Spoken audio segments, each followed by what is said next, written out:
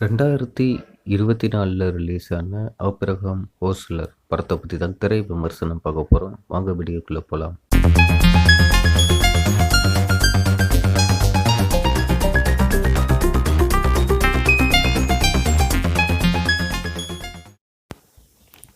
இந்த படத்துல ஜெயராம் ஒரு வித்தியாசமான ஒரு ரோல்ல நடிச்சிருக்காப்புல. எப்பவுமே எதையாச்சும் யோசிச்சுட்டே இருக்கிறது. அப்புறமா எப்பவுமே டென்ஷனா இருக்கிறது. முகத்த ஒரு மாணிக்க அதாவது கொலவெறியில இருக்கிற மாணிக்கு இந்த படத்துல நடிச்சிருப்பாப்புல. அந்த கேரக்டர் அந்த மாணிக்க. ஏன்னா, அவர் ஒரு போலீஸ் ஆஃபீசர். ஒரு நாள் ஜெயராம் இப்போ போலீஸ் வேலைனால ஃபேமிலியோட ஒரு ட்ரிப்பு போகிறாப்புல. ட்ரிப்பு போயிட்டு இருக்கும்போது ஜெயராமுக்கு ஒரு ஃபோன் வருது. நீங்கள் வேகமா ஸ்டேஷனுக்கு வாங்கன்னு சொல்லிட்டு ஒரு ஃபோன் வருது. உடனே ஜெயராம் தன்னோட மனைவிக்கிட்டேன்னு சொல்லிட்டு அவன் கிளம்புறான். கொஞ்சம் தூரம் போய்கிட்டு இருக்கும்போது அவனுக்கு ஒரு சந்தேகம். ஃபோன் பண்ணது யார் அப்படிங்கிற ஒரு சந்தேகம். உடனே ஜெயராம் என்ன பண்ணுறான்னா, வேகமாக வண்டியை திருப்பிட்டு வேகமாக வீட்டில் பார்க்கும்போது மனைவியும் இல்லை, குழந்தையும் இல்லை. ஒரு கில்லர் தூக்கிடுறான். ஜெயராமோட மனைவியும் குழந்தையும் தூக்கிடுறான். கண்டம் துண்டமாக வெட்டி குழி தோண்டி புதைச்சிடுறான்.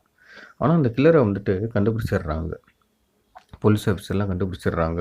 கண்டுபிடிச்சி அவனை ஜெயிலில் தூக்கி போட்டுறாங்க. அவனுக்கு ஆயுள் தண்டனையும் கொடுத்துட்றாங்க. ஆனால் ஜெயராம் அவனுக்கு ஒரு சந்தேகம். தனது மனைவியும் குழந்தை இன்னமும் உயிரோடு தான் இருக்காங்கங்கிற ஒரு சந்தேகம். அதனால் ஜெயராம் அந்த ஜெயிலில் போய் அந்த கைதியை பார்க்க போகிறான். கையில் ஒரு சாப்பாடையும் வாங்கிட்டு அவனுக்கு கொண்டு போய் கொடுக்குறான். அவன்கிட்ட கேட்குறான், என்னுடைய மனைவியும் குழந்தை எங்கே அப்படின்னு ஜெயராம் கேட்குறான். அதுக்கு அந்த கைதி, சார், நீங்கள் என்ன தான் எனக்கு வாங்கி கொடுத்தாலும், நீங்கள் எப்போ கேட்டாலும் என்னுடைய ஒரே பதில், உங்கள் மனைவியும் குழந்தையும் நான் கொன்னுட்டேன். வெட்டி அப்படியே கண்ட துண்டமாக வெட்டி குழி தோண்டி புதைச்சிட்டேன். இது நான் செய்யும்போது நான் நார்மலாகவே இல்லை. நான் போதைப்பொருள் யூஸ் பண்ணியிருந்தேன். அந்த ஒரு இதில் நான் அப்படியே பண்ணிட்டேன். நீங்கள் எப்போ கேட்டாலும் நான் இதை தான் சொல்லுவேன் அப்படின்னு அந்த கில்லர் சொல்லிடுறான். ஜெயராம்கிட்ட சொல்லிடுறான். ஜெயராம் இதை அவன் ஜெயராம்னால ஏற்றுக்கிற முடியலை. இவன் பொய் சொல்கிறான் அப்படிங்கிற ஒரு சிந்தனை ஜெயராமுக்கு. இதனால் அவனுக்கு டென்ஷன். எப்போ பார்த்தாலும் இதே யோசிச்சுட்டே இருக்கிறது. அப்புறமா தான் ஜெயராம் நம்ம இன்னும் இதே சிந்திச்சுக்கிட்டே இருந்தோம்னா நமக்கு ஏதாச்சும் ஒன்று ஆகி போயிடும். அதனால் நம்ம போலீஸ் வேலையில் நம்ம கவனம் செலுத்துவோம்னு சொல்லிட்டு ஒரு கேஸை நம்ம ஜெயராம் எடுக்கிறாப்புல. அது ஒரு வித்தியாசமான ஒரு கேஸு. ஒரு குழப்பம் பிடிச்ச ஒரு கேஸு. ஏன்னா, ஒரு கில்லர் டாக்டரை குறி வச்சு தூக்கிக்கிட்டு இருக்கான். டாக்டர் கொலை பண்ணிக்கிட்டு இருக்கான். ஒரு சைக்கோ கில்லர். அப்போ ஜெயராம் அந்த கில்லரை தேடி போகும்போதெல்லாம் ஒரு திடுக்கிடும் நிகழ்வுகள்லாம் அந்த இடத்துல நடக்குது. திருப்பங்கள் நடக்குது. ஜெயராம் அப்படியே கிட்டக்க அந்த கில்லரை பிடிக்க போகிற கட்டத்தில் மறுபடியும் அது கில்லர் இல்லை, அது வேற ஒரு ஆள். இவங்க கில்லரை தேடி தான் போகிறாங்க.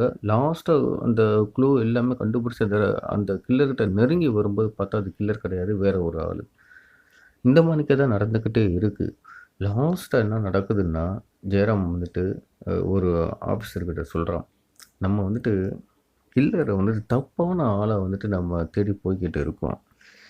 நிச்சயமாக சொல்கிறேன், இவன் கில்லராக இருக்க மாட்டான். நம்ம மறுபடியும் ஃபஸ்ட்டில் இருந்து நம்ம தொடங்கலாம்னு சொல்லிட்டு மறுபடியும் ஜெயராம் தொடங்குறாப்புல. ஃபஸ்ட்லேருந்து தொடங்குறாப்புல. இப்போ என்ன நடக்குதுன்னா, ஃபஸ்ட்லேருந்து தொடங்குறாப்புல.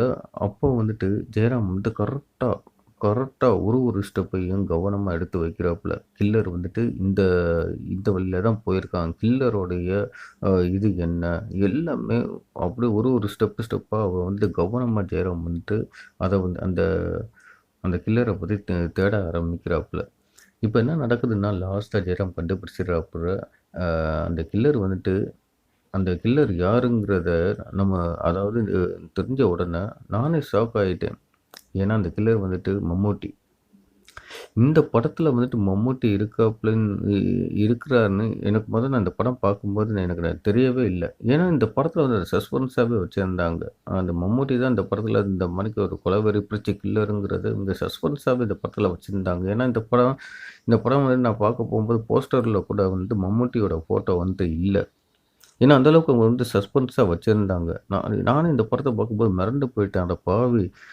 மம்முட்டி தான் இந்த படத்தோட கில்லரா அது? சைக்கோ கில்லரா? அப்படின்னு. அப்புறமா என்ன நடக்குதுன்னா, மம்முட்டிய வந்து பிடிச்சிடுறாங்க. ஜெயராம் வந்து பிடிச்சிடுறாப்புல. பிடிச்சிட்டு விசாரணை பண்றாப்புல. "ஏன் நீ கொலை பண்ற? டாக்டர வந்துட்டு ஏன் இந்த மாணிக்க கொலை வெறியில ஏன் நீ கொலை பண்ற? அதுக்கு என்ன காரணம்?" அப்படின்னு. உடனே மம்முட்டி சொல்றாப்புல, "என்னைய விட்டுருங்க. இன்னைக்கு ஒரு ஆள கூடி நான் கொலை செய்யணும். என்னைய விட்டுருங்க." அப்படின்னு மம்முட்டிட்ட கேட்குறேன். "ஏன் இந்த மாணிக்க வெறி பிடிச்ச மாணிக்க இருக்க? என்ன என்ன உன்னுடைய வாழ்க்கையில அப்படி என்னதான் நடந்துச்சு? இவங்க மேல கோவப்படுறதுக்கு அப்படி என்னதான் நடந்துச்சு?" அப்படின்னு கேட்க, அப்புறம் மம்முட்டி வந்துட்டு அந்த ஃப்ளாஷ்பேக்க சொல்றான். அந்த ஃப்ளாஷ்பேக் சீன் வந்துட்டு சும்மா வேற லெவல்ல இருந்துச்சு. அதாவது நம்ம மனசே அப்படியே பாதிக்கிற மாணிக்கு ஒரு ஃப்ளாஷ்பேக் சீன். அ அந்த அளவுக்கு அதாவது இந்த மம்முட்டியோட வாழ்க்கையே சீரழிஞ்சு போனதுக்கு ஒரு ஒரு அந்த இந்த டாக்டர்கள் தான் காரணம். அதுக்கு ஒரு ஃப்ளாஷ்பேக் சீன் வச்சிருப்பாங்க. அது அது அல்டிமேட்டா இருந்துச்சு அது. அது நம்ம மனசுக்கு சின்ன ஒரு வலிய ஏற்படுத்துற மாரிக்குள்ள ஒரு ஒரு ஃப்ளாஷ்பேக் சீன். ரொம்ப நல்லா இருந்துச்சு. அது அந்த ஃப்ளாஷ்பேக் சீனு இந்த படத்துக்கு வந்துட்டு ஒரு முக்கியமான ஒரு இதுன்னே சொல்லலாம். ஒரு முக்கியமான பலம்னே சொல்லலாம். அந்த அளவுக்கு அந்த ஃப்ளாஷ்பேக் சீன் வந்து கரெக்ட்டா பொருந்தி இருந்துச்சு இந்த படத்தோட. அப்புறமா மம்முட்டி வந்து ஒரு டாக்டர வந்துட்டு அவன் அவன் கொலை பண்ணிட்டான்னா, அவனுடைய பழிவாங்கும் படலம் பூர்த்தி ஆயிருச்சுன்னு தான் அர்த்தம். அவன வந்துட்டு கொலை பண்ணாரா? இல்லையா? அதுதான் இந்த படத்தோட ஸ்டோரியா சொல்லப்படுது. நல்ல என்டர்டெய்னர் படமான்னு கேட்டீங்கன்னா, இந்த படம் ஒரு தரமான ஒரு சம்பவம்னே சொல்லுவேன் நானு. அந்த அளவுக்கு இந்த படத்த வந்து ரொம்ப அற்புதமா எடுத்திருக்காங்க. மியூசிக் இந்த படத்துக்கு கரெக்ட்டா பொருந்தி இருக்கு. ஜெயராமுடைய நடிப்பு அல்டிமேட்டு. அத விட மம்முட்டியோட அந்த மம்முட்டி கொஞ்சம் சீன்ல தான் வர்றாப்புல. ஆனா மிரட்டி எடுத்துட்டாப்புல. அதே மாரிக்கு இந்த படத்துல நடிச்ச நடிகர்களாகட்டும், நடிகையாகட்டும் எல்லாருமே எல்லாருமே அவங்களுடைய பெஸ்ட்டா தான் குடுத்துட்டு இருக்காங்க. அதே மாரிக்கு நீங்க இந்த படத்த பார்த்தீங்கன்னா, படம் எப்படி இருக்குன்னு கமெண்ட் பண்ணுங்க. படம் பார்க்காதவங்க படம் பார்த்துட்டு வந்துட்டு கமெண்ட் பண்ணுங்க. நெக்ஸ்ட் வீடியோல சந்திக்கலாம். ஓகே, பாய்.